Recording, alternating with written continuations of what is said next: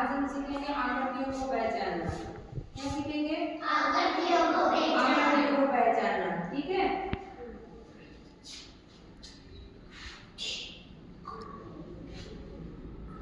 सही से बैठ जा।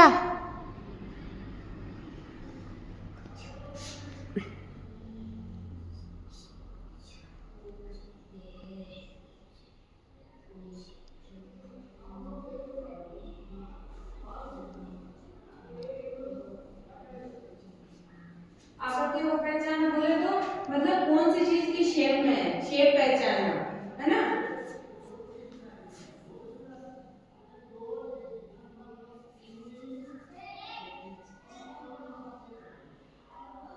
जैसे ये कौन सा आकार है? त्रिभुज का आकार।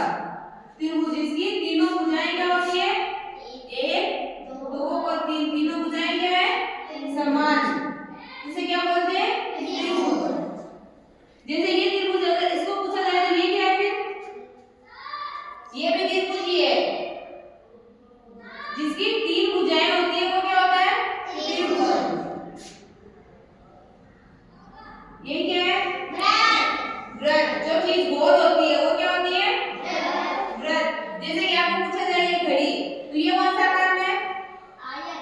आयत। आयत कैसा होता है?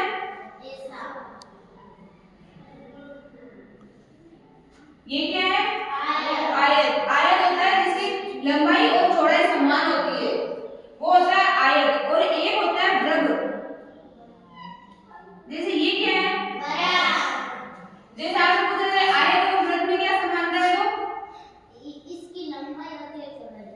आयत होता है जिसकी चारों भुजाएं समान होती है, और वृत्त होता है जिसकी लंबाई और चौड़ाई समान होती है। जैसे कि इसकी ये और ये भुजा समान है, ये और ये भुजा समान है ना।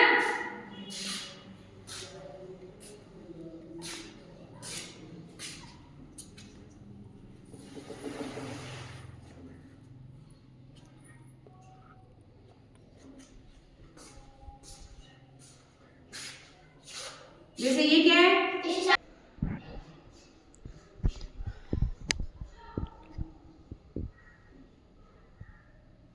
ये क्या है?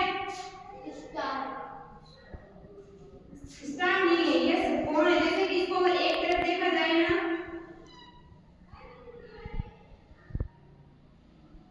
जैसे ये क्या है?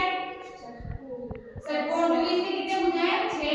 1 2 3 4 5 और 6। जिसकी 6 भुजाएं होती है वो क्या होता है? षटकोण। इसी प्रकार आकृति का पूछा जाए हमसे, तो जैसे एक होती है बेलनाकार।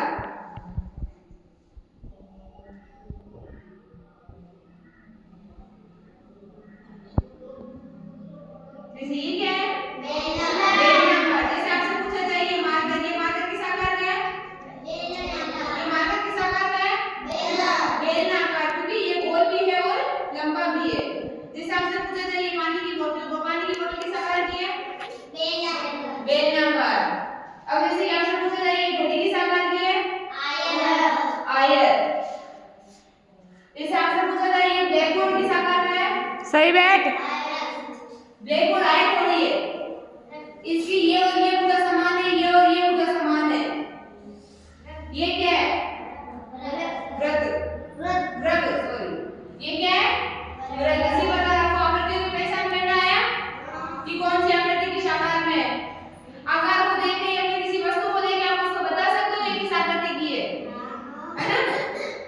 आकृतियों को